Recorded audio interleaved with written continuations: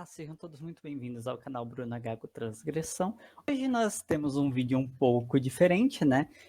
Eu e o Ricardo Oliveira, né, do canal Autismo Pensante, fizemos um documento para o Partido Comunista Brasileiro Reconstrução Revolucionária, né, com solicitação de algumas pessoas do partido, né, mais especificamente de uma só, né? Mas para ver se criam um coletivo para pessoas com deficiência. Isso tem ocorrido desde praticamente a cisão, né, do Partido Comunista Brasileiro.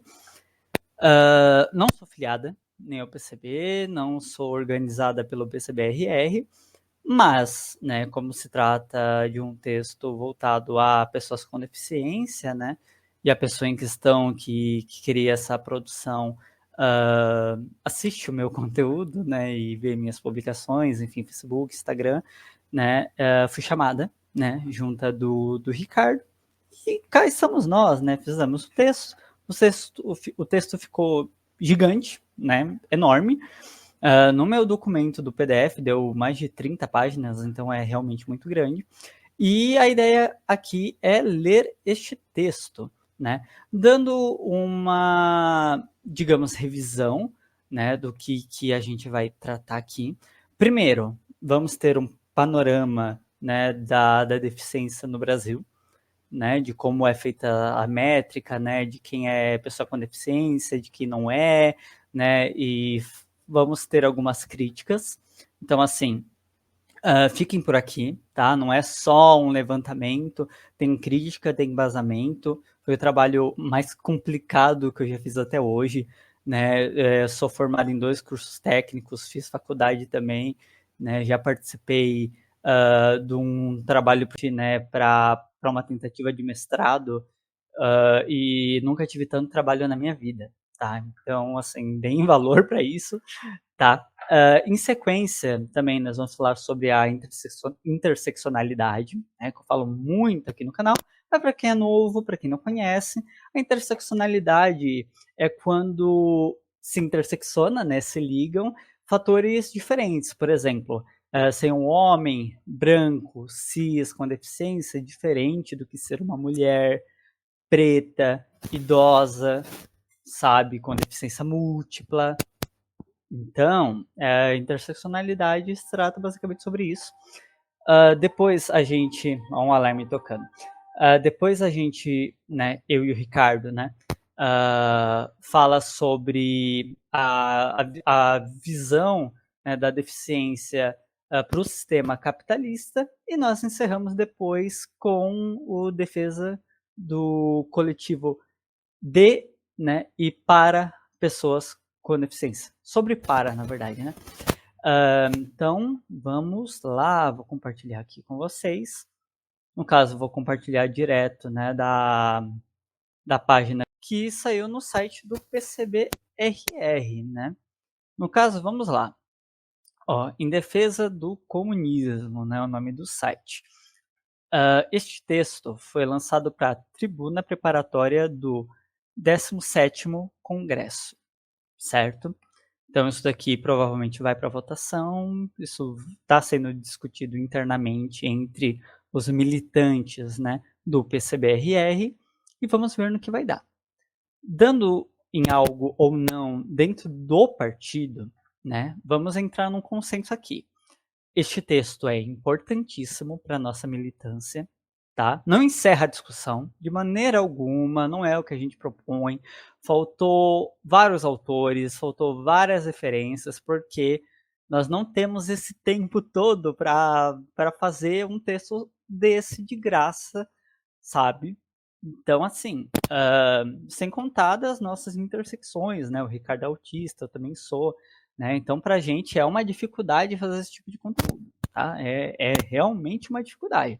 Então, a gente fez com que estava ao alcance, a gente fez com que estava em alcance do prazo também, ok? Esse texto, obviamente, pode ser usado para outros partidos, pode ser usado para outros fins, tá? Não se limita ao PCBRR, não se limita de maneira alguma, tá? Isso daqui é um texto em defesa de coletivos sobre para pessoas com deficiência, para além do PCBR. Então, bom, vamos lá, né? Acabei me estendendo um pouco, mas achei muito necessário fazer essa introdução um pouco mais longa. Inclusive, não me apresentei, né? Eu me chamo Bruna Gago, é de fato meu nome. Sou uma pessoa gaga, né? Ah, hoje, né, atualmente, eu faço um curso pela Microsoft de analista de tecnologia nuvem IA. Sou formado em 2 cursos técnicos voltados para a área de edificações, né? Mais especificamente em engenharia e arquitetura, né? Para quem não entende esse nome, edificações. E sou formado em administração pela UniBR, que é uma faculdade pequena, né?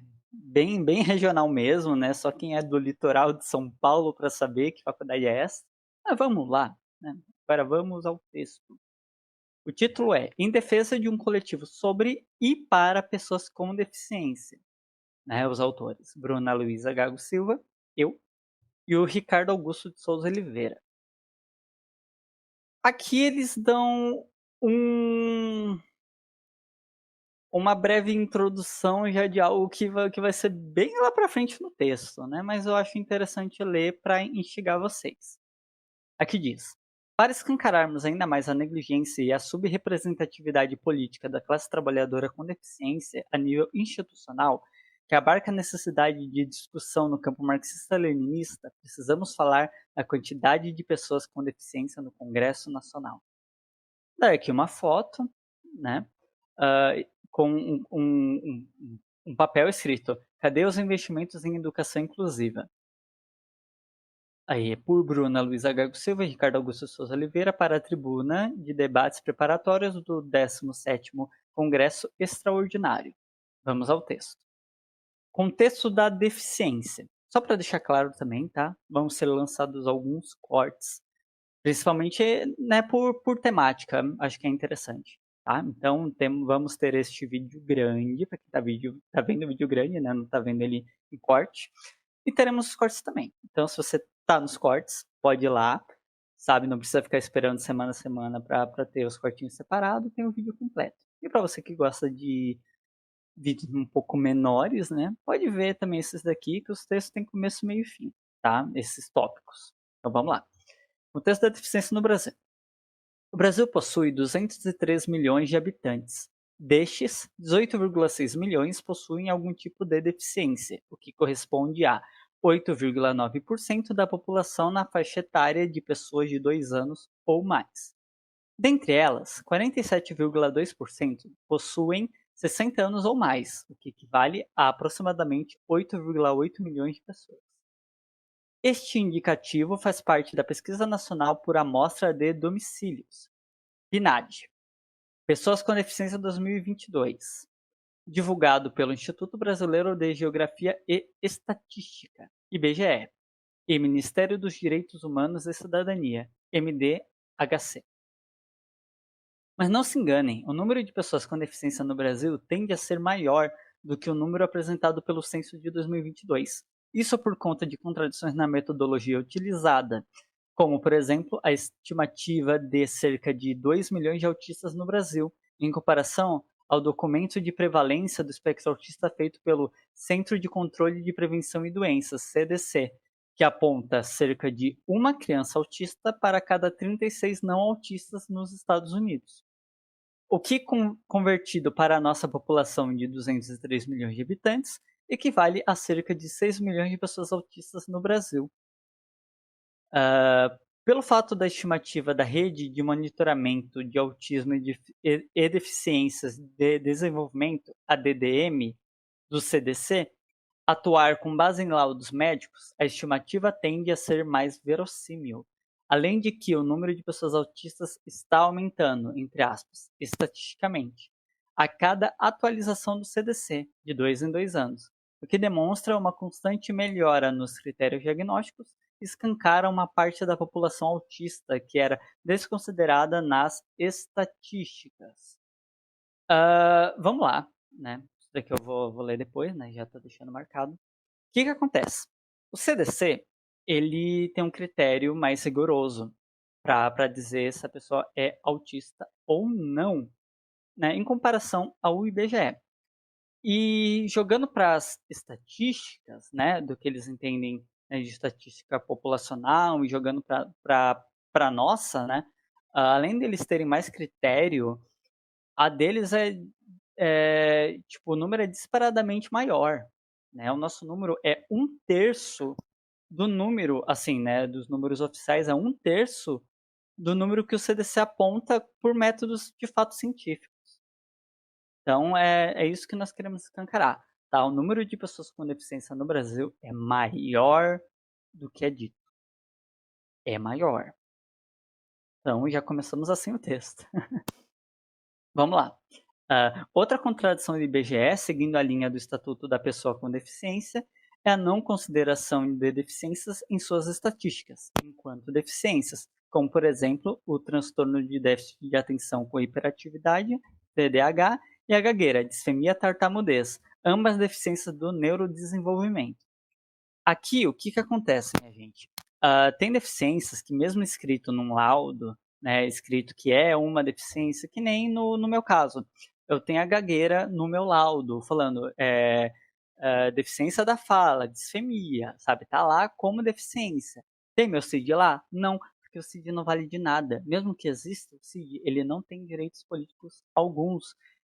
Tipo, sabe? É uma deficiência, tá lá como deficiência, e mesmo assim, a gente não pode usufruir enquanto pessoa deficiência, enquanto pessoas com deficiência, a gente não vai entrar nessas estatísticas. Não vai entrar. Pessoa gaga, pessoa com TDAH, não entra. Tem outras deficiências também? Tem. Vou saber se está na maioria delas? Não. Mas isso daqui é só para a gente ter uma base como as pessoas com deficiência são negligenciadas, tá? Deixemos isso muito claro. Vamos continuar. Mas afinal, o que é deficiência? Quem é classificado como pessoa com deficiência? O que é interseccionalidade e como ela se dá dentro da identidade da deficiência? E principalmente, quais são os processos atuais e históricos que afetam essa parte da classe trabalhadora? É necessário, mais do que nunca, o campo marxista-leninista atuar nesse campo, em busca de construção de uma coletividade radical? Essas e várias outras perguntas serão respondidas neste documento, sob a percepção de duas pessoas com deficiência, uma vivenciando a interseccionalidade da sexualidade e outra experienciando a interseccionalidade de gênero e sexualidade, ambas sob a conjuntura brasileira neoliberal e historicamente periférica ao sistema econômico capitalista. E, mais evidentemente, a atual conjuntura da luta interna e externa do Partido Comunista Brasileiro Reconstrução Revolucionária, PCBRR, que, além de se alinhar ao modo de organização marxista-leninista, se faz contraponto ao tratamento de uma classe trabalhadora única, que supostamente não seria possuidora de várias especificidades interseccionais de lutas específicas a serem feitas no presente e no futuro, no Brasil e no mundo. Aqui, gente, vamos lá. O que é marxismo-leninismo, né? Marxismo feito por Marx, o leninismo é a sequência, né, feito por Lenin. Beleza. O que o Lenin trouxe, né, para avançar a luta política, né? Como se deu a luta bolchevique? Então, pelo centralismo democrático, né? O que é o centralismo democrático? Vou usar, por exemplo, o PSOL, que é um partido que eu tenho mais proximidade, né? Sou filiada ao PSOL atualmente. Inclusive, bebam água.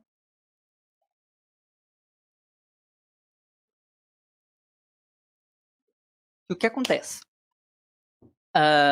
Existem fragmentos do partido por todo o Brasil, tá? Tem, tipo, da vila sei lá o quê, e tal lugar e tal, são vários fragmentos. O que acontece a partir do marxismo-leninismo? A gente luta a partir da luta pessoal de cada um, tá? Por existência, por tudo, assim, sabe? A luta imediata. Eu preciso parar de trabalhar para ir para uma greve, não sei o quê, sabe? A ideia do partido é justamente todo mundo se apoiar, todo mundo se ajudar. Então é algo primeiramente, né, regional, e também tem a luta nacional, tá? A ideia é essa. Então, assim, quando nós falamos de uma luta, né, da classe trabalhadora, né, e tudo bem, tem a visão geral, né, da revolução, né, por óbvio, mas também existem essas interseccionalidades, né? Pessoas têm cor, pessoas têm gênero, têm sexo, têm sexualidade, têm deficiências, né? E tudo isso tem que ser levado em conta, né? Todas essas barreiras dessas pessoas, né? Então, o texto vem em muito partindo justamente do marxismo-leninismo por isso, né? Sou marxista, tá? Deixemos claro, sou marxista-leninista sim, sabe? Nunca escondi isso de absolutamente ninguém. Talvez nunca falei tão abertamente assim no meu canal, mas enfim. E acredito que esse modo de organização é muito eficiente, certo? Já fui ameaçada, né, não sei se eu posso falar aqui, né, e também pretendo não editar esse vídeo, tá? Então, não vou colocar um pi é, na parte que eu falaria, né, mas enfim, fui ameaçada com fotos, tudo. E o que o partido fez por mim, sabe, o apoio e tudo, o apoio até jurídico, tá? Então, a organização é tudo de bom, tá, minha gente? É tudo de bom mesmo. Bom, vamos seguir. O objetivo aqui não é, sob hipótese alguma, finalizar o debate em relação à intersecção de deficiências no materialismo histórico dialético, mas sim elevar a importância do debate no campo político marxista-leninista. Este documento poderá servir como base para qualquer ação voltada à emancipação da classe trabalhadora e suas particularidades dentro da luta de pessoas com deficiência. Portanto, partindo disto, seguimos.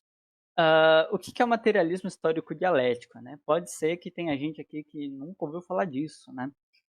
Primeiramente, eu acho interessante eu citar um livro do Engels. Né? O Engels e o Marx foram parceiros, né? Eles que escreveram o Manifesto Comunista. Né? E o Engels tem um livro dele, solo, que se chama Do Socialismo Utópico ao Socialismo Científico. Né?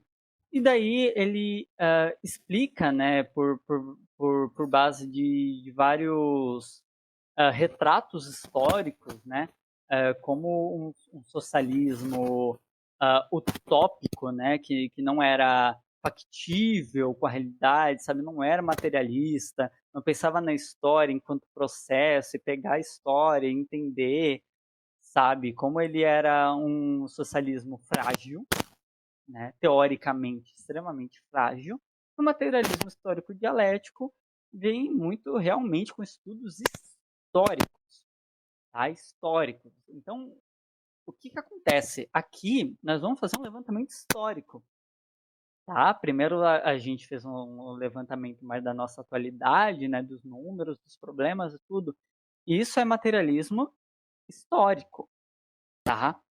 É materialismo histórico. A gente está fazendo uma produção científica, sabe? De dados científicos, de dados factíveis com a realidade.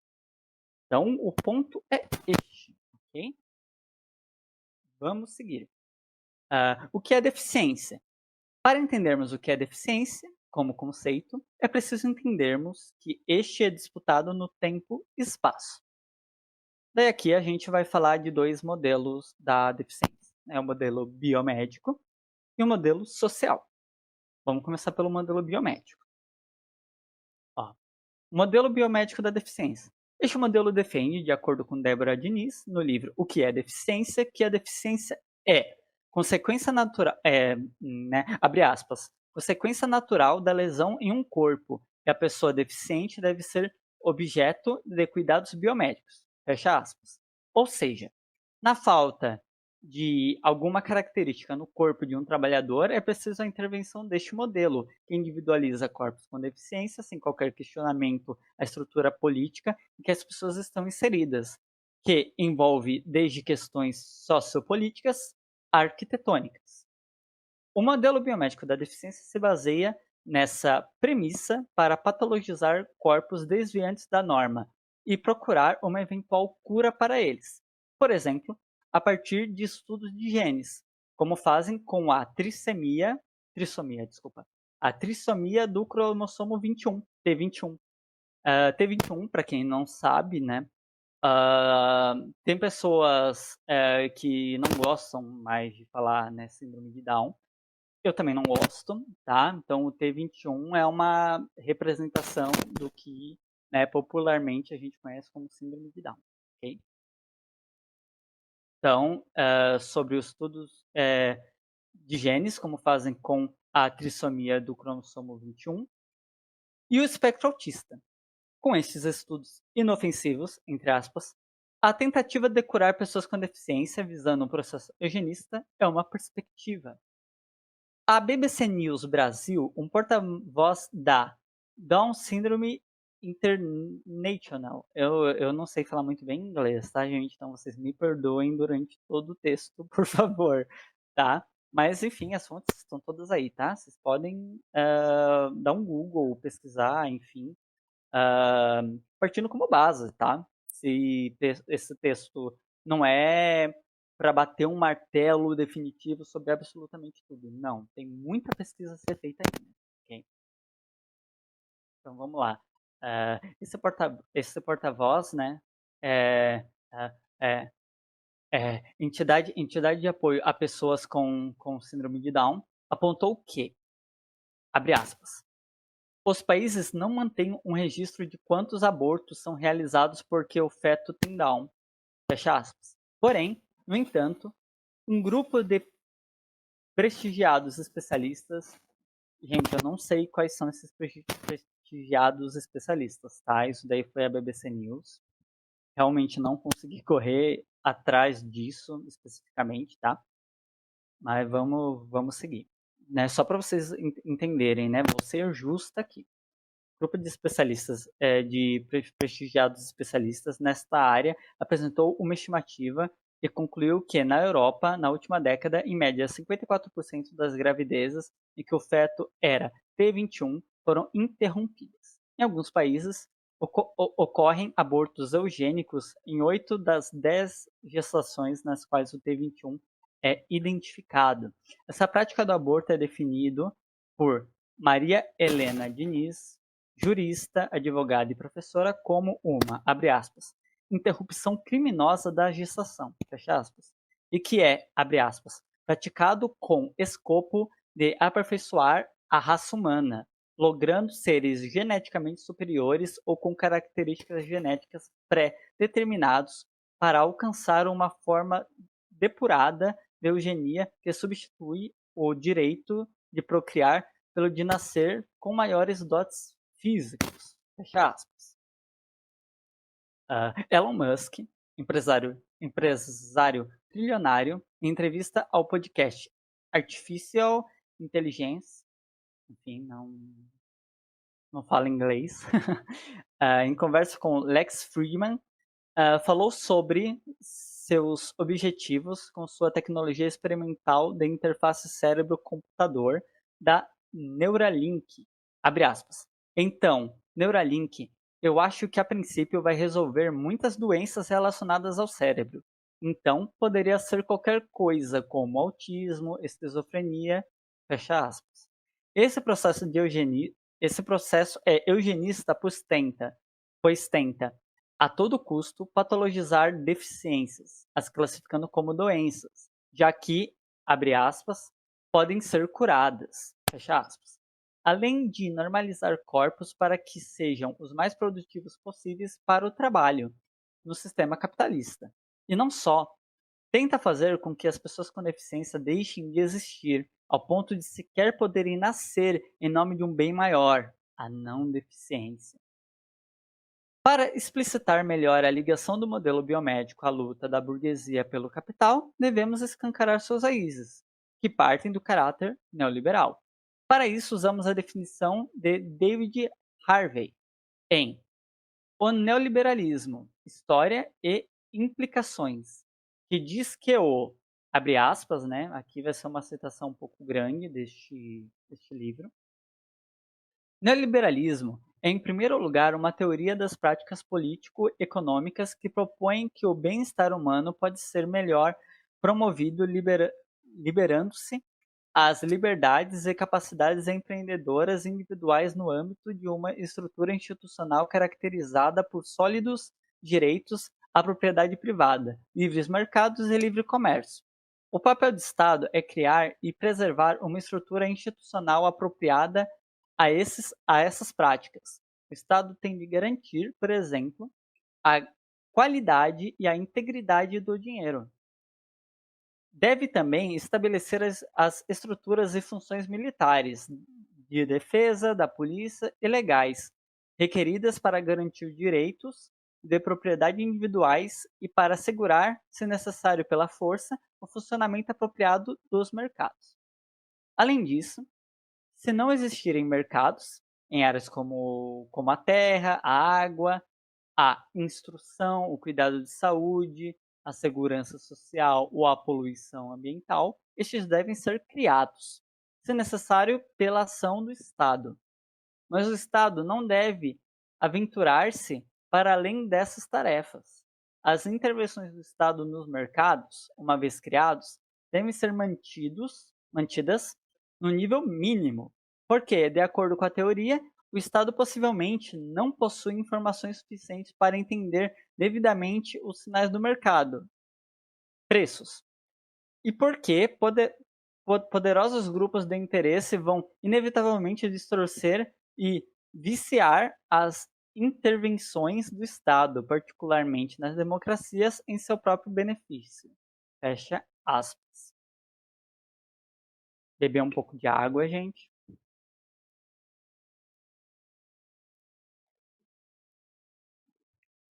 Ainda vem muito texto por aí. Vamos lá. Vamos lá, vamos lá. Vamos lá, vamos lá, vamos lá. Esses processos de normalização de corpos com deficiência são aplicados constantemente até os dias de hoje, sendo um deles a análise do comportamento aplicada, ABA, que faz parte do campo da psicologia, comumente associada ao suporte no atendimento de pessoas autistas. Nela, há um conjunto de princípios e técnicas para ensinar novos comportamentos a uma criança. No caso de crianças autistas, o intuito dessa aplicação é apagá-las enquanto autistas para a sociedade, visando sua normalização. Aqueles que são aplicadores de terapia ABA e não desrespeitam o autistar da pessoa autista simplesmente não a aplicam de forma devida. Aqueles que defendem a utilização da análise do comportamento aplicada apenas para casos de autoagressão e derivados esquecem-se que demais terapias, como a terapia cognitiva comportamental, TCC, conseguem interferir nessas mesmas questões com maestria, sem qualquer aplicação da ABA. Para demonstrar o que é análise do comportamento aplicada, temos que citar Ivar Lovász, um psicólogo, pesquisador e professor, que foi um dos primeiros pesquisadores a modificar comportamentos de crianças autistas utilizando a análise do comportamento aplicada, ABA, junto ao treinamento por tentativas discretas, TDT, que é uma metodologia de ensino que faz parte da ABA, que utiliza instrução e reforços em massa que criam contingências claras para moldar novas habilidades. Em resumo, tá? O que é esse TDT? É tipo treinamento de cachorro, tá? É tipo treinamento de cachorro.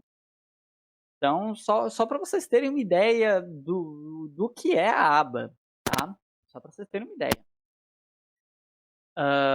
Continuando. Devido à sua importância na aplicação da terapia ABA, muitas pessoas falam do método Lovász, quando se referem ao ensino de crianças autistas. Mas vejamos como ele colocava a pessoa autista em posição de subhumano, de forma mais explícita durante sua entrevista a Chance, 1974, página 76. Aqui é uma tradução do Ricardo, tá? Inclusive, isso daqui, né, eu e ele pegamos do TCC dele. Vamos lá, né? Vamos ver o que o Ivar Lovász falou. Ó, abre aspas. Mostramos aos pais como recompensar o comportamento apropriado, como punir o comportamento inapropriado, como moldar o discurso e assim por diante. Os pais se tornam os principais terapeutas e nós nos tornamos consultores dos pais. Quando eles têm um problema que não podem resolver sozinhos, tentamos encontrar uma solução. Mas, em um sentido real, o pai se torna um psicólogo infantil. Não, gente, o pai não é psicólogo infantil, tá? Levem seus filhos em psicólogo, tá? O pai não é um psicólogo. Continuando o que o Lovaz falou, né? Isso é ótimo para as crianças. Sem a cooperação dos pais, poderíamos realizar muito pouco. Você vê, você começa praticamente do zero quando trabalha com uma criança autista. Você tem uma pessoa no sentido físico. Eles têm cabelo, nariz e boca, mas não são pessoas no sentido psicológico. Uma maneira de olhar para o trabalho de ajudar crianças autistas é vê-lo como uma questão de construir uma pessoa. Você tem a matéria-prima, mas tem que construir a pessoa. O Ivar Lovaas, ele não considerava autista pessoa, tá? Ele não considerava o autista coisa possível de uma pessoa, de um ser humano, sabe? Ele literalmente fala aqui, né, que pessoas autistas não são pessoas no sentido psicológico. Só tem o corpo e é uma casca vazia, que se começa do zero. Bom, continuando. Outro exemplo está no campo da fonoaudiologia, quando se trata da abordagem terapêutica para pessoas gagas. A gagueira, também conhecida como disfemia e tartamudez, assim como outras deficiências, é descrita pelo modelo biomédico como, abre aspas, problemas frequentes com a fluência e fluxos normais da fala. Lê-se fluente, entre aspas, e normal, entre aspas, o corpo sem deficiência, que é o único corpo passível de normalidade por este modelo. Assim, entende-se que não somos fluentes sequer em nosso idioma nativo e que devemos buscar a interferência da fonoaudiologia para melhorarmos, buscando sempre o corpo normal. Além de não abordarem questões necessárias de adaptabilidade comunicacional, como o uso de mensagens ao invés de telefonemas e videochamadas, ou da comunicação alternativa e aumentativa, CAA, que abrange os métodos de comunicação usados para complementar ou substituir a fala ou a escrita para pessoas com deficiência na produção ou compreensão da linguagem falada ou escrita, algumas deficiências sofrem com a não inclusão na Lei Brasileira da Inclusão, LBI. Este é o caso da gagueira e da mudez, além de outras deficiências da comunicação. Em teoria, elas seriam abraçadas pela LBI, mas por não estarem descritas em detalhes enquanto deficiências com direitos políticos, estes direitos não são respeitados. Podemos usar como exemplo o caso de um candidato ao cargo de analista ambiental do IBAMA, excluído do concurso público pela junta médica por não o reconhecerem como pessoa com deficiência, além de ter seu pedido de candidatura mantido por improcedência da quinta turma do Tribunal Regional Federal da Primeira Região, isto pré-Convenção sobre os Direitos das Pessoas com Deficiência, CDPD, e pré-Lei Brasileira de Inclusão, LBI. Mesmo após 15 anos do caso em questão, o cenário das pessoas gagas continuou o mesmo. Aqui, né, eu acabei não falando exatamente, né, que a pessoa tinha sido candidata, né, e ela é uma, e ela, e ela, e ela, e ela, e ela e ela era uma pessoa gaga, tá? Até hoje a gente é barrado, tá? Até hoje pessoas gagas não podem concorrer, né? Assim, por serem gagas, tá? Eu consigo usar a minha lei de cotas, né? Eu consigo usar meus direitos como pessoa com deficiência enquanto autista, tá? Agora, enquanto gaga, não. Enquanto gaga não tem direito a nada, absolutamente nada, certo? A gente é julgada, né? Pessoas gagas são julgadas pra caramba por gaguejarem, por terem dificuldade de falar e acharem que a gente não vai ser capaz de se comunicar ou que a gente tem algum probleminha na cabeça, né? E nunca tratam a questão como uma questão de deficiência, sempre trata a questão como uma questão. Faça fono, faça fono que vai resolver a sua vida, você vai melhorar. E não, a fonoaudiologia, né, eu quero deixar isso muito claro, eu não sou contra a fonoaudiologia, eu sou contra a fonoaudiologia ser a única opção pra gente, querendo ou não, ter que se esconder, sabe?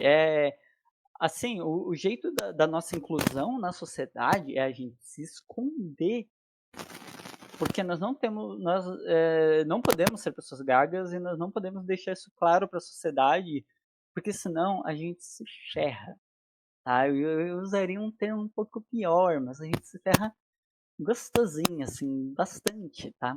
Então, por isso é tão importante a gente bater nesse ponto, tá? A pessoa com deficiência, não é só as pessoas com deficiência que têm seus direitos enquanto pessoas com deficiência hoje, tá? Não é só sobre isso. Também, mas não só sobre isso.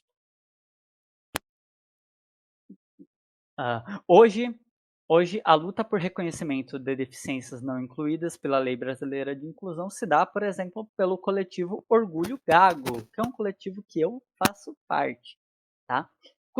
Cujo trabalho é reconhecido pelo Whitney Museum of American Art, Museu de Arte Contemporânea dos Estados Unidos, na figura de Jerome Elias, pessoa gaga, e Omedes, criadores da bandeira do orgulho gago, utilizada pelo coletivo.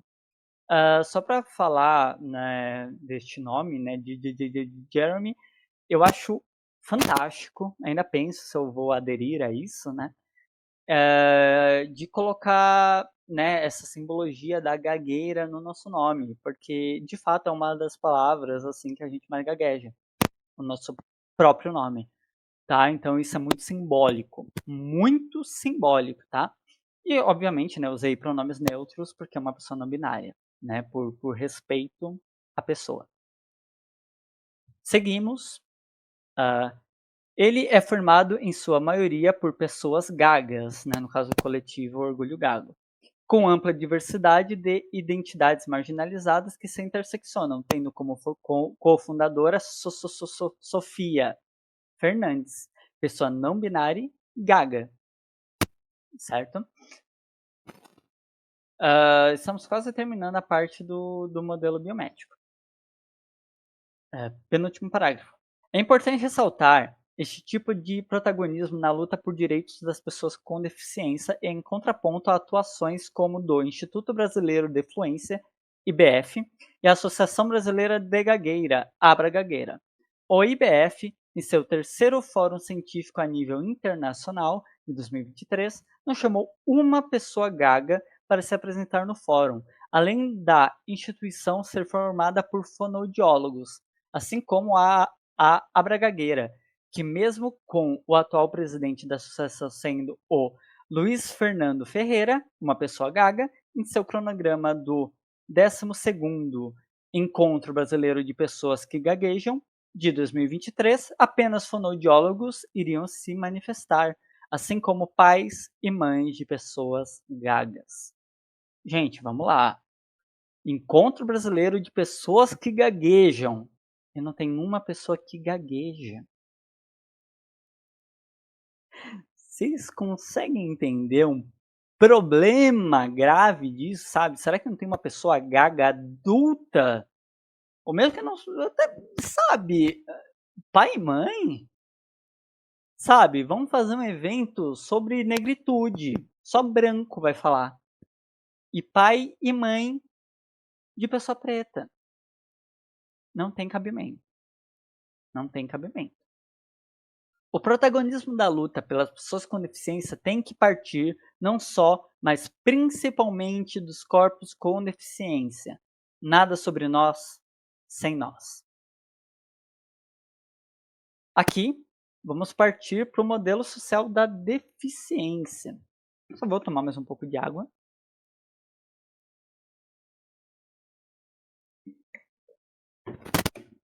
Vamos lá, né? Também citando a Débora Diniz no mesmo livro, né? Este modelo defende, de acordo com Débora Diniz no livro O que é Deficiência, em referência a Mike Oliver, pesquisador da primeira geração do modelo social, que, abre aspas, as causas da segregação e da opressão sofrida por Oliver, por exemplo, deveriam ser buscadas não nas sequelas da poliomielite, tem que falar o nome certinho, né? Contraída na infância, mas nas barreiras sociais que dificultavam ou impediam sua locomoção em cadeira de rodas. Sua dificuldade de locomoção não deveria ser entendida como uma tragédia pessoal, fruto da loteria da natureza, mas como um ato de discriminação permanente contra um grupo de pessoas com expressões corporais diversas. Fecha aspas. Em síntese, abre aspas, um deficiente como Oliver diria: minha lesão não está em não poder andar, minha deficiência está na inacessibilidade dos ônibus. Fecha aspas. Ainda para o modelo social, abre aspas, a deficiência era o resultado do ordenamento político e econômico capitalista, que pressupunha um tipo ideal do sujeito produtivo, fecha aspas, que, abre aspas, ela decorria dos arranjos sociais opressivos às pessoas com lesão, fecha aspas, e que, abre aspas, sistemas sociais opressivos levavam pessoas com lesões a experimentarem a deficiência. Fecha aspas. Aqui, gente, vocês viram que eu abri e fechei aspas várias vezes. Eu estou lendo também para pessoas com deficiência visual, tá? Então, assim, caso incomode alguém, né? Eu espero que não, mas caso incomode alguém, o jeito que eu estou lendo, né, de forma bem detalhada, abra um texto, tá? Vai estar no comentário fixado. Só quero deixar isso extremamente claro, ok? Seguimos.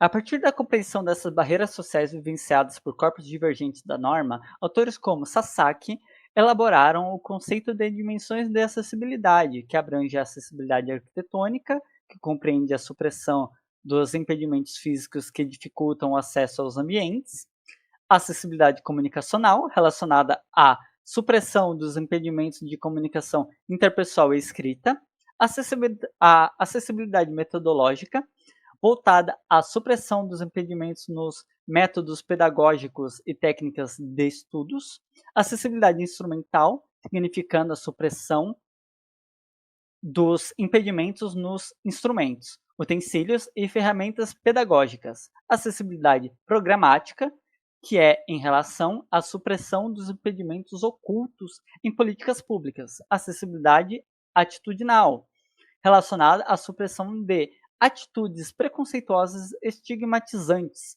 estereotipadas e discriminatórias. Porém, para além dessas dimensões de acessibilidade citadas por Sasaki, hoje compreende-se o conceito com maior amplitude, como a dimensão de acessibilidade sensorial e acessibilidade digital, e de todas elas, a derrubada da barreira atitudinal é a principal, pois a partir dela que as demais poderão ser superadas. Em complemento a Débora Diniz, com maior ênfase política, Tiago Henrique França, no artigo Modelo Social da Deficiência, uma ferramenta sociológica para a emancipação social, aponta que o modelo social da deficiência surge, abre aspas, advindo dos movimentos sociais,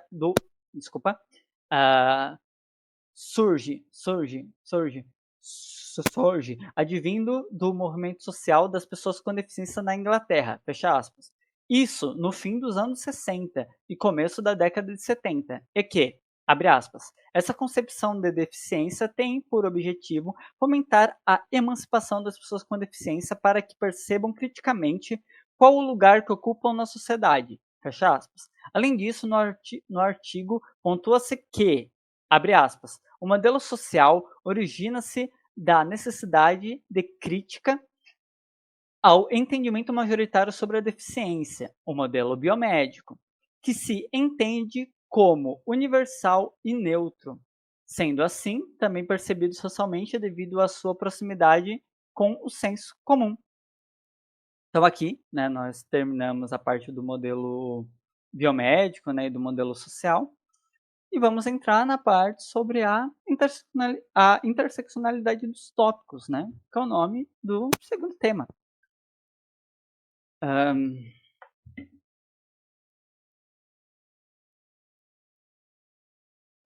Bebam água, não se esqueçam. Eu só lembro de beber água, gente, gravando vídeo, porque dá uma sede. Ainda mais que eu tô falando sem parar, né? Bom, este daqui particularmente é o tópico que eu mais gostei de escrever. E eu espero também que vocês gostem, tá? O fim promete, então fiquem por aqui. Partindo do campo da interseccionalidade, que estuda a intersecção ou sobreposição de identidades sociais e sistemas relacionados de opressão, dominação ou discriminação, podemos averiguar que a classe trabalhadora, que já sofre dentro do sistema econômico capitalista vigente, que se baseia na propriedade privada dos meios de produção e sua exploração com fins lucrativos, também possui outras diferentes formas de opressões estruturais sobre si, além de sua posição como proletariado. A classe trabalhadora não é homogênea, sendo ela fragmentada por diferentes marcadores sociais que por hora se interseccionam, diferenciando trabalhadores de acordo por raça, sexo, sexualidade, gênero e deficiência, por exemplo. Aqui não defenderemos o identitarismo, que entende a luta política baseada somente em nome de identidades sociais e pelos que são parte dela, que pode ser inclusive agregado à extrema-direita, como o malafaísmo, entre aspas, e sim a defesa da união entre classe trabalhadora e suas diferentes identidades que se interseccionam. Não é possível desassociar as múltiplas identidades da materialidade do proletariado, já que todos nós possuímos identidades, marginalizadas ou não. De acordo com o relatório da Organização Mundial de Saúde, OMS, de 2020, comprovou-se que pessoas com deficiência recebem, em média, menores salários, abre aspas. E as taxas de emprego para essas pessoas são menores em 53% para homens e em 20% mulheres, em comparação às pessoas sem deficiência, fecha aspas. O que evidencia a influência do gênero, o que evidencia a influência do gênero nos percentuais de desemprego entre as pessoas com deficiência, além de que pessoas com diferentes deficiências têm menor remuneração e oportunidades no mercado de trabalho, como aponta o artigo da revista Estudos Econômicos, intitulado, abre aspas, Deficiência, Emprego e Salário no Mercado de Trabalho Brasileiro, fecha aspas. Com base nos dados do artigo, podemos observar a vantagem salarial de trabalhadores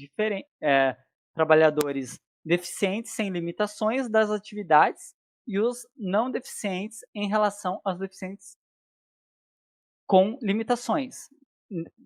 Os com limitações, né, seria o caso de necessitam, abre aspas, ajustes significativos na infraestrutura ou nas rotinas de trabalho, fecha aspas.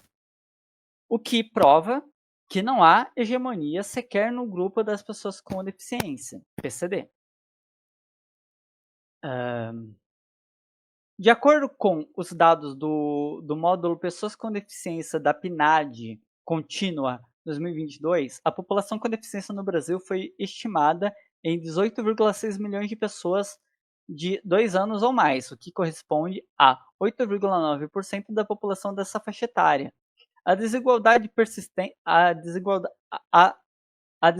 persiste mesmo entre as pessoas com nível superior. Nesse caso, a taxa de participação foi de 54,7% para pessoas com deficiência e 84,2% para sem deficiência. O nível de ocupação pontua que apenas 26,6% das pessoas com deficiência, PCD, estavam ocupadas, menos da metade do percentual encontrado para as pessoas sem deficiência, que é o número de 60,7%.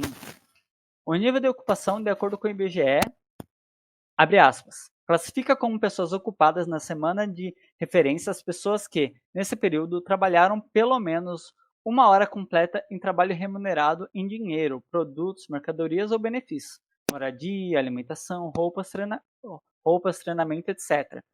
Ou em trabalho sem remuneração direta em ajuda à atividade econômica de membro do domicílio, ou ainda as pessoas que tinham trabalho remunerado, em qual estavam temporariamente afastadas nessa semana. Fecha aspas. Cerca de 55% das pessoas com deficiência que trabalhavam estavam na informalidade, enquanto para as pessoas ocupadas sem deficiência, esse percentual foi de 38,7%. Já o rendimento médio real habitualmente recebido pelas pessoas ocupadas com deficiência foi de R$ 1.860, enquanto o rendimento das pessoas ocupadas sem deficiência era de R$ 2.690. Para evidenciar ainda mais o ponto de não hegemonia, precisamos considerar outros recortes sociais que interseccionam com a deficiência, como a disparidade salarial entre homens e mulheres no geral, sendo o rendimento delas em média 77,7% do rendimento dos homens, R$ 1.985 frente a R$ 2.555. Já de acordo com a Pesquisa Nacional por Amostra de Domicílios Contínua, PNAD, de 2019, uma mulher com deficiência terá maior dificuldade de inserção no mercado de trabalho em comparação a uma mulher não deficiente. Ainda no grupo das mulheres, é importante salientar a relação salarial de mulheres lésbicas cisgêneras ao salário de mulheres cis heteros... Opa, peraí. Pulei linha, gente. Deixa eu voltar um pouquinho. Ainda no grupo das mulheres, é importante salientar a relação salarial de mulheres lésbicas cisgêneras ao salário de mulheres não lésbicas cisgêneras, que pode chegar até 20% acima do salário de mulheres cis heterossexuais, devido a uma, abre aspas, possibilidade, fecha aspas, de não gestação e não maternidade, de acordo com o Banco Mundial em 2014, que deixa explícito o sexismo na hora de escolher uma profissional mulher no mercado de trabalho, a discriminando pelo seu gênero e ou sexo, deixando claro os papéis de gênero impostos na sociedade patriarcal. E não pensem que por isso as mulheres cis lésbicas,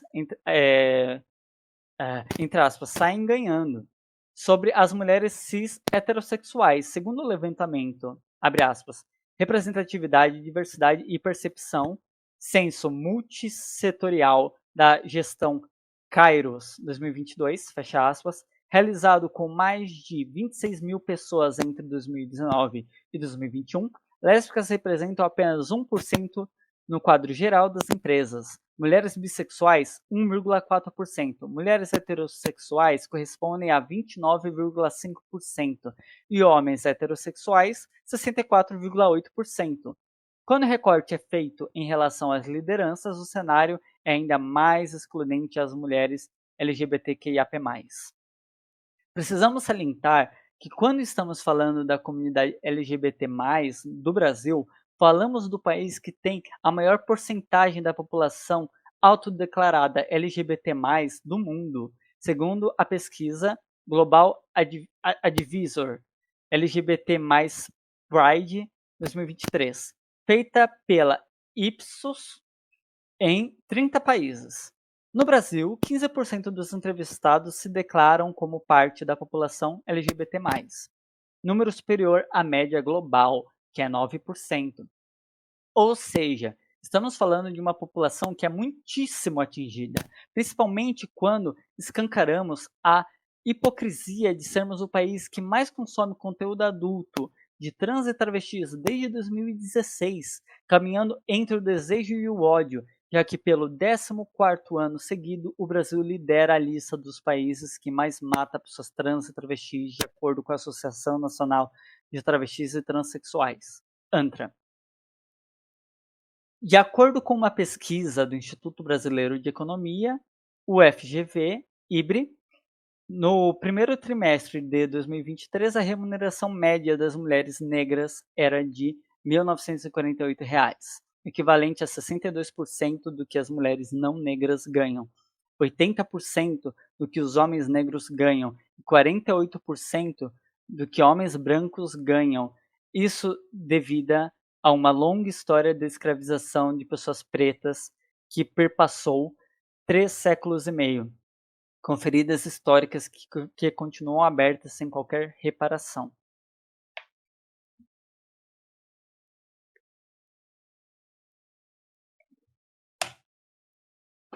O relatório, abre aspas, a situação das pessoas negras com deficiência no Brasil, fecha aspas, da Minority Rights Group, de 2023, levanta os seguintes dados, abre aspas, segundo o Censo Demográfico do Instituto Brasileiro de Geografia e Estatísticas, IBGE, realizado em 2010,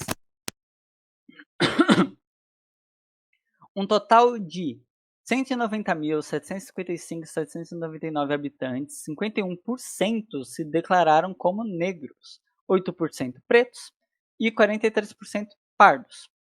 Deste valor numérico, 45 milhões de pessoas têm algum tipo de deficiência, ou seja, 1/4 da população brasileira, aproximadamente 24%.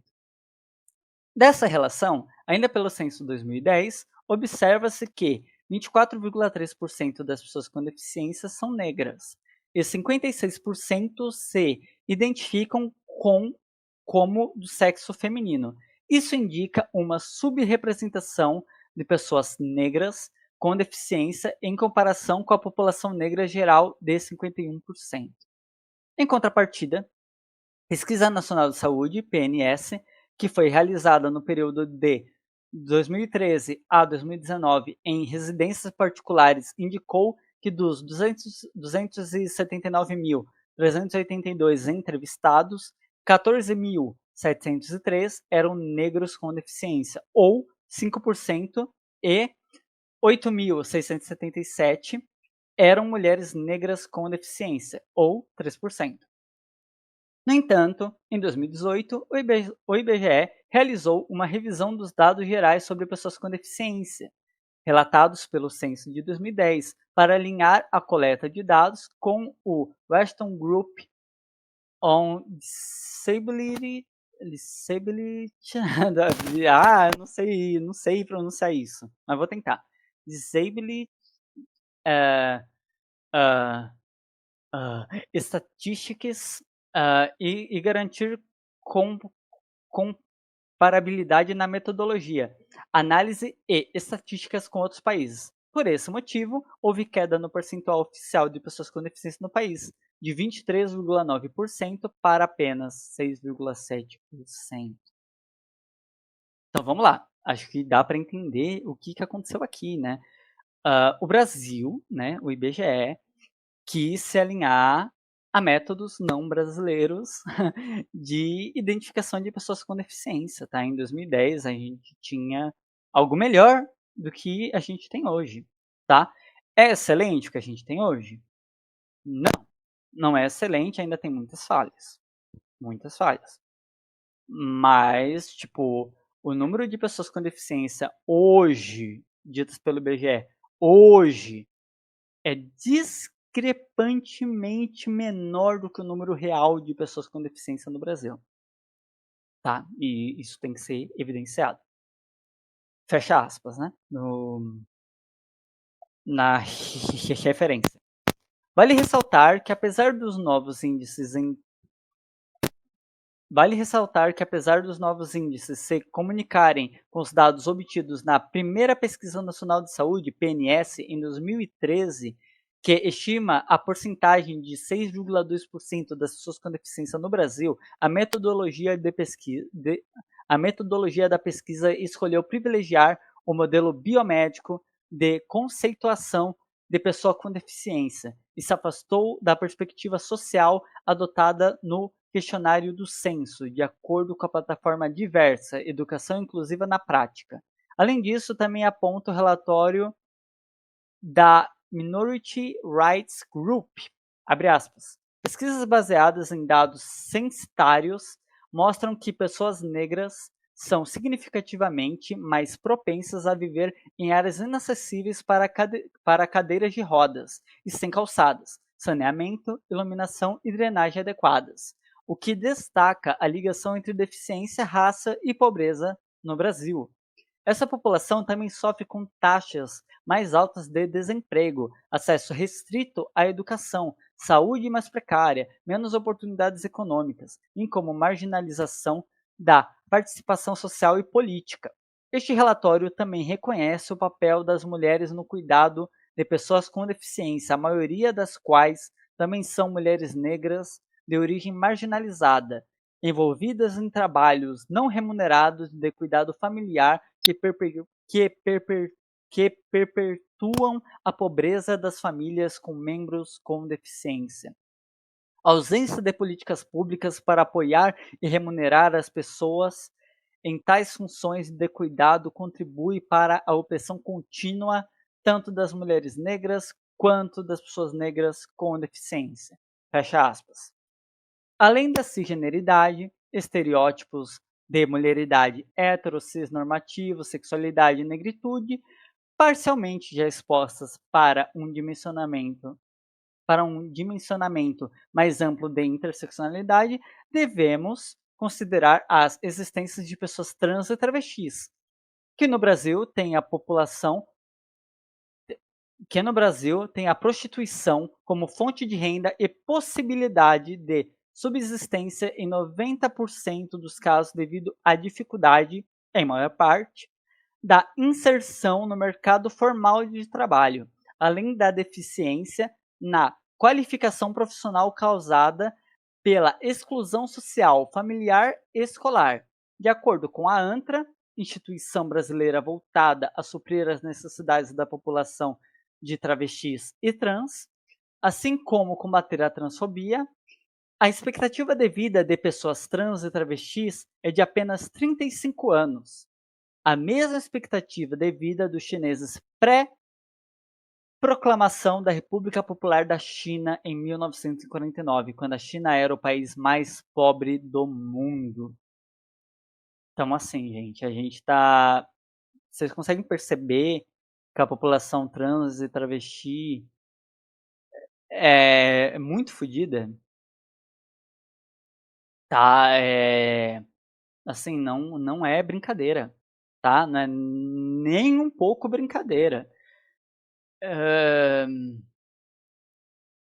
Assim, gente, a gente tem que olhar para diferentes identidades da população brasileira, tá? Citei os meus recortes, né? Enquanto autista, enquanto gaga, enquanto mulher trans e travesti. Mas existem muitos outros recortes e a ideia não é, em hipótese alguma, né, lutar apenas pelos meus recortes, é para lutar pelos recortes de todo mundo. Todo mundo tem que estar vivo, todo mundo tem que ter possibilidade de trabalhar. Deveria ser um direito básico. E nós, enquanto marxistas-leninistas, temos que defender os trabalhadores. Tá? Temos que defender. Seguindo. Enquanto também, em contraponto, temos a expectativa de vida da população brasileira em 2023, em 77 anos, segundo o IBGE. Ou seja, né, população trans e travesti, expectativa de vida de 35 anos, e a população em geral 77 anos. Tem uma disparidade um pouco grande, né, da idade, né, menos da metade. Também há de se levantar que um estudo feito pelo Grupo de Estudos Multidisciplinar da Ação Afirmativa, GEMAA, revela que alunos, alunas e alunes trans e travestis compõem apenas 0,3% das graduações nas universidades federais. Isto em muito também devido ao abandono do ensino médio entre os 14 e os 18 anos, de acordo com uma pesquisa da Rede Nacional de Pessoas Trans no Brasil, de 2017, por conta de uma opressão estrutural às identidades do guarda-chuva T. Segundo um estudo feito pela Fundação de Amparo à Pesquisa do Estado de São Paulo, FAPESP, somente 16,7% das pessoas trans se encontram no mercado de trabalho atualmente. Além disso, vale ressaltar que, abre aspas, segundo o DSM-5, a transgeneridade está mais preponderante em crianças autistas, encaminhadas para atendimento clínico, do que na população em geral, com incidência de 7,8%, de acordo com estudos recentes. Então, assim, tá? Por que eu citei a transgeneridade, né, num texto falando sobre pessoas com deficiência? Assim, pessoas trans têm, né, arredondando, né, 8% de chance de serem, né, mais chance, né, do que comparado a pessoas não trans, de serem pessoas autistas. E pessoas autistas normalmente têm deficiências coexistentes. Ou seja, a pessoa não é só autista, ela tem outras deficiências também, né? No meu caso, há desconfiança de dislexia, né? E ao laudo, de fato, né, da gagueira, da ansiedade generalizada, né? E do espectro autista, tá? Então, assim, tem mais coisa. Fora o transtorno do processamento sensorial que não está incluso no laudo e é meio que sinônimo do espectro autista para muita gente, tá? Mas é outro tipo de deficiência. É outro tipo.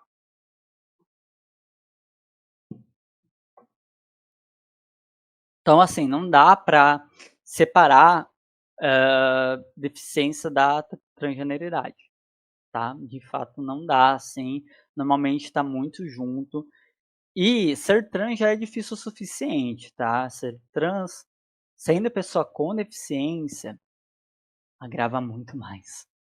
Grava muito mais mesmo, gente. Vocês não têm noção. Vamos seguir. Segundo. Tá, essa parte que eu já li. Tá.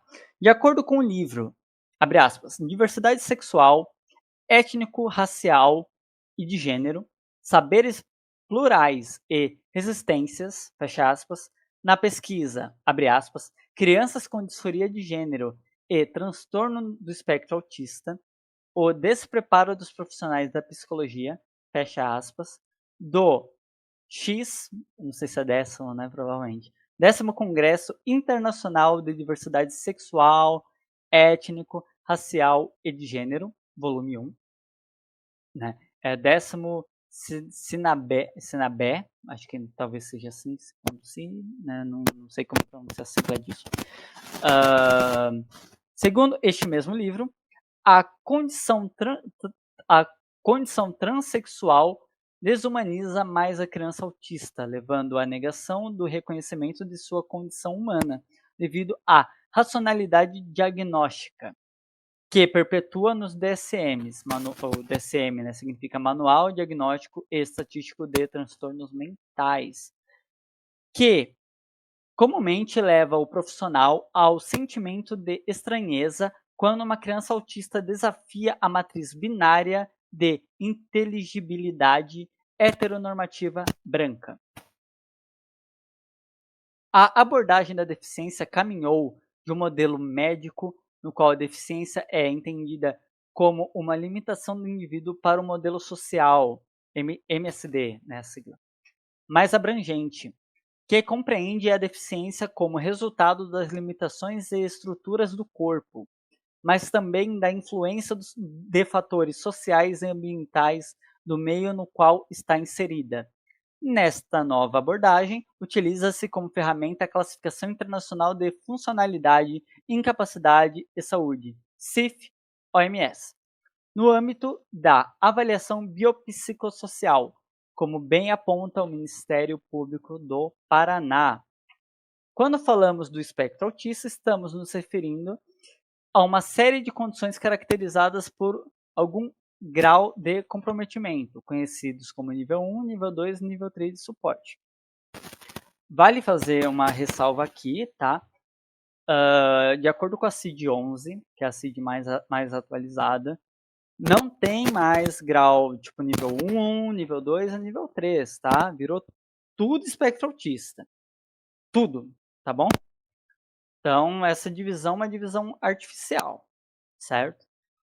É interessante ainda, né, a gente entender quem precisa de mais suporte, que tipo de suporte, ainda mais, tipo, por exemplo, pelo teste SRS-2, né, que é um teste para o espectro autista. Não sei se é feito para criança também, mas para pessoas adultas, né, em que tem um gráfico, ele mostra no que você tem mais dificuldade, menos dificuldade, o que está mais dentro, entre aspas, do espectro autista, e fora até, né, minha percepção social, por exemplo, ficou fora da parte considerada autismo, né, e mesmo assim eu fui, pelo teste, né, apontada como autista nível 2 de suporte, e no meu laudo, né, oficial, ficou como autista nível 1, tá?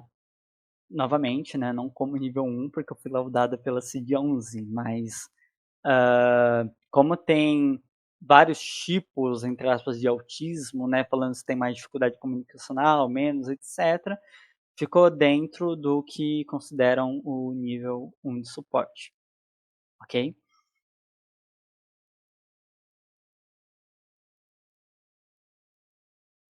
Vou fazer uma leve pausa, pessoal, que foi acender a luz.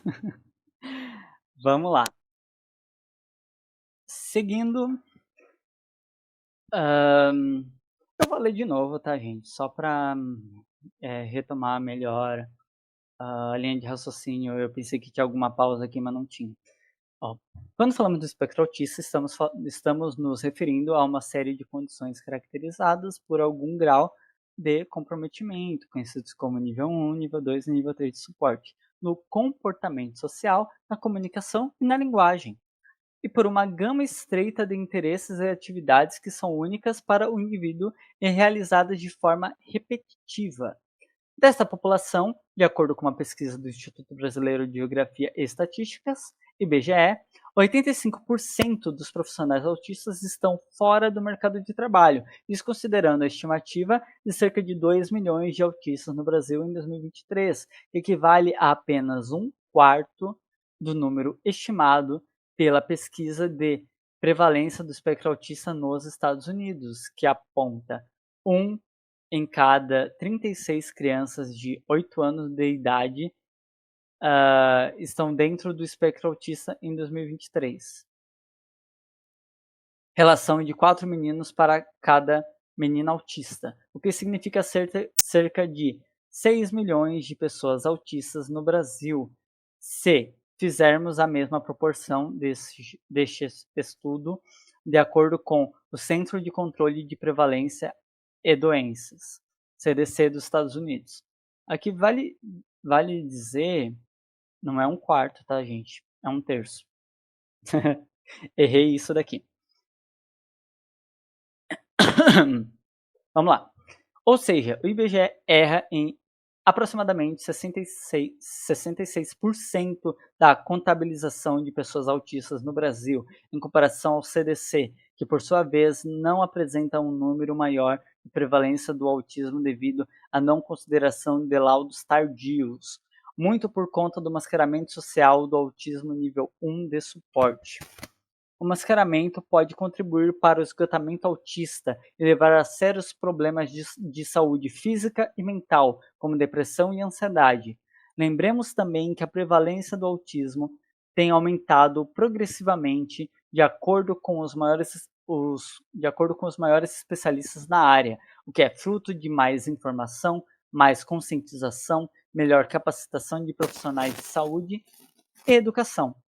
O número de autistas não aumentou, o que mudou foi o critério e a facilitação ao acesso diagnóstico, principalmente no Brasil, que se ampliaram desde 2004, quando passaram a estudar a prevalência de autistas nos Estados Unidos.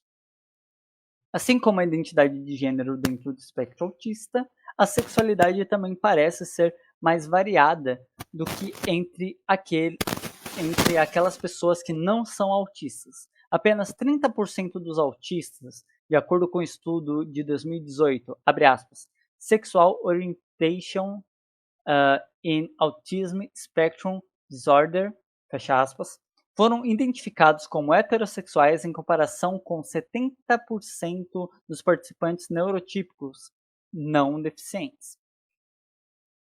E, embora metade das 247 mulheres autistas em estudo de 2020 tenham sido identificadas como cisgênero, apenas 8% relataram ser exclusivamente heterossexuais. Ou seja, das mulheres cis autistas, apenas 8% são héteros, tá? As outras 92 mulheres autistas cis não são heterossexuais, tá? Então, assim, a diversidade, tá? Não é só a partir, tipo, é pessoa com deficiência. Às vezes, né, as identidades caminham com outras expressividades, com outros desejos, com outras formas de visão de mundo em que essa pessoa vai estar sendo colocada enquanto alguém fora da norma, certo? Vale ressaltar que o autismo pode vir acompanhado de condições coexistentes, que é, abre aspas, tudo aquilo que é carregado pela sua carga cerebral em conjunto com seu processo de neurodesenvolvimento, fecha aspas, de acordo com a Organização Neurodiversa pelos Direitos dos Autistas, ONDA. Essa associação de condições tende a ser um canalizador de crises autísticas. Entre as manifestações mais comuns em uma pessoa autista estão os transtornos de ansiedade, epilepsia, transtorno de déficit de atenção e hiperatividade, TDAH, e o transtorno desafiador de oposição, TOD, podendo ir até a neurodivergências que não são muito faladas, como, por exemplo, a gagueira, no meu caso, com 5,5 vezes mais chance de ocorrência em pessoas dentro do espectro autista, de acordo com o estudo, abre aspas, a coexistência de condições incapacitantes em crianças que gaguejam, evidências da Pesquisa Nacional de Entrevistas de Saúde, fecha aspas, realizada pelos fonoaudiólogos americanos Patrick Briley e Charles Ellis Jr., além também dos distúrbios do sono, que são muito frequentes, podendo ultrapassar o percentual de 80% das crianças autistas, segundo a Academia Americana de Neurologia. E claro, não podemos deixar de falar sobre o etarismo, que é a discriminação etária, né, com a idade da pessoa, que perpetua estereótipos negativos aos idosos, os impedindo a participação ativa e produtiva das pessoas mais velhas, o que contribui com a exclusão social e o isolamento dessa faixa da população. Quando falamos de deficiência, por vezes falamos de, abre aspas, outros corpos, fecha aspas, corpos distantes e que jamais serão vivenciados. Mas as estatísticas mostram o oposto. Em 2022, 41,8% das unidades unipessoais, né, casas que têm somente uma pessoa, eram preenchidas por idosos 60 anos ou mais, segundo o jornal Estado de Minas em 2023. De acordo com o IBGE, em 2019, haviam mais de 17 milhões de pessoas com deficiência, e dessa parcela da população, quase metade, 49,4%, era composta por idosos, dado que desperta aos olhos os desafios de ser uma pessoa com deficiência com mais de 65 anos. Além disso, mais de um terço dos adultos mais velhos e idosos brasileiros apresentam sintomas depressivos. E quando falamos da parcela destes que moram sozinhos, o risco de depressão é dobrada, muito por conta do isolamento social, baixa autoestima e a solidão. Além dos riscos de depressão, os cuidados com a mobilidade também se tornam redobrados para pessoas idosas, inclusive com maior potência em pessoas com deficiência, em especial as de natureza física. Frequentar locais de encontro como clubes, praças, centros culturais pode ajudar bastante. Porém, para as pessoas com deficiência, que sempre enfrentaram barreiras de acessibilidade, essa pode ser, ainda mais com o envelhecimento, uma questão literalmente intransponível, aponta o site Câmara Paulista para Inclusão. E para concluirmos sobre o tema, nada melhor do que falarmos da autora Lea Samarazinha, que é socialista, autista, queer e trans não binária. Elo, em seu livro O Futuro é Deficiente, faz perguntas provocativas. Abre aspas. E se, num futuro próximo, a maioria das pessoas for deficiente? E se isso for... E se isso não for uma coisa ruim? E se a justiça e a sabedoria dos deficientes forem cruciais para criar um futuro em que seja possível sobreviver ao fascismo, às alterações climáticas e às pandemias e conseguir a libertação? Fecha aspas. Para responder essa série de perguntas, colocamos sob perspectiva os dados do censo de 2019, onde 49,4% dos idosos eram PCD, e a expectativa de vida dos brasileiros no ano de 2023, pelos dados do IBGE, que é de 77 anos. A expectativa é de 18 anos de idade como pessoa idosa, e de acordo com a OMS, até 2100, a expectativa de vida da população brasileira deve alcançar 88,2 anos. Ou seja, o futuro das pessoas com deficiência é agora, como bem aponta Samarazinha. Tem o nome dela aqui, né? Mais completo, né? Lea Lakshmi, né? Lea Lakshmi Pievsna Samarazinha. Eu já sou íntima dela, gente. Eu só chamo de Samarazinha mesmo. Vamos lá. Como bem aponta Samarazinha, e mesmo assim também, como bem aponta Samarazinha, e mesmo assim também é uma luta do futuro, com uma forte perspectiva interseccional. O Futuro é Deficiente foi escrito ao longo de 2 anos de isolamento para deficientes durante a pandemia. É um livro de cartas de amor para outras QTBIPOC, queer, trans, negros, indígenas de cor. Né? É desse jeito que eles falam a sigla lá, né? A sigla LGBT. E também incluindo pessoas indígenas, né? Enfim. Com deficiência. Como a própria autora, e para aqueles preocupados com a justiça para deficientes, a crise de cuidados e a sobrevivência ao apocalipse. Assim, por base de O Futuro é Deficiente, abre-se espaço à discussão dos futuros corpos com deficiência, como aponta Ashley Shell, professora associada do Departamento de Ciência, Tecnologia e Sociedade da Virginia Tech. Na MIT Technology Review, Ashley diz, abre aspas, é necessário abrir espaço para pessoas com deficiência e futuros com deficiência para enfrentar, de fato, o que está diante de nós. Com muita frequência, vendem-nos a promessa dos futuros que trabalham para eliminar a deficiência por meio de projetos eugenistas, edição de genes e terapias criadas para levar as pessoas a uma fala ou marcha perfeita. Muitas vezes, há um foco na cura ou na reabilitação como pré-requisito para a participação, um foco em, entre aspas, soluções para indivíduos, em vez de infraestrutura para capacitar diversas comunidades. Há uma certa, entre aspas, resistência injusta imposta a indivíduos que geralmente estão à mercê de sistemas maiores de exclusão. Pedimos que as pessoas se dobrem no tempo e no espaço para se adequarem a uma visão de dignidade, bondade, produtividade e retidão moral e física, que é absolutamente o oposto da inclusão, inventibilidade e abertura. Precisamos de mais maneiras de ser.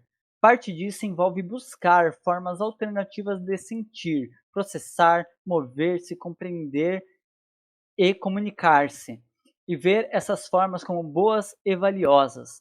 Abrir-se para o pensamento de acesso total e, e, e para a experiência de pessoas com deficiência significará um mundo mais habitável, um mundo em que todos nós possamos viver. Agora vamos entrar num outro tópico, né? O sistema capitalista e a classe trabalhadora com deficiência. Sinceramente, gente, acho que já ficou um vídeo um pouco grande, tá? Eu vou fazer uma parte 2, tá? Ainda mais que eu tô tendo que deixar a janela fechada e a porta fechada por causa da gata, senão a gata fica aqui em cima da minha mesa e deita no teclado e apaga tudo que eu tô gravando. Trauma, porque isso já me aconteceu, tá bom?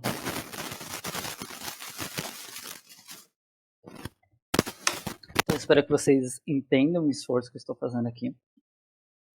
Vou começar a gravar mostrando um pouco mais as minhas dificuldades na fala. Tá. Inclusive, né, essa fala da Ashley é cirúrgica, sabe? Assim, deem valor para formas diferentes de comunicação. Toda forma de comunicação é válida, sabe? A gente tem que esperar uma pessoa gaga falar. A gente tem que, sabe, tipo, não adianta, gente, eu vim aqui, eu ficar me mascarando pra vocês, né, eu ficar atuando, fazendo papel bonitinho, aí chega na edição de vídeo e eu corto as partes que eu gaguejo, e eu corto as partes que eu fico em silêncio. Gente, eu sou uma pessoa autista, gente, eu sou uma pessoa gaga. Se eventualmente eu for fazer live com vocês, inclusive eu ia até cortar, né, 2 partes que eu realmente fiquei em silêncio, tá? Eu ia pensar em pausar o vídeo, pensei. Vou deixar. Vou deixar. É importante vocês verem o trabalho que dá, gente. É importante, tá? Então fica meu desabafo, né? Se vocês puderem comentar alguma coisa, né, aqui embaixo. Né, se vocês gostam desse modelo sinceraço, sabe? De eu não ter que ficar mentindo para vocês. E é isso, pessoal. Espero que vocês tenham gostado, tá? Se inscrevam no canal, deixem seu like, né? Comentem batatas se vocês chegaram até o final do vídeo. E nos vemos na continuação. Ou talvez não, né? Provavelmente vai sair o corte com o Ricardo antes. Mas espere o próximo vídeo. Então é isso, pessoal. Até logo!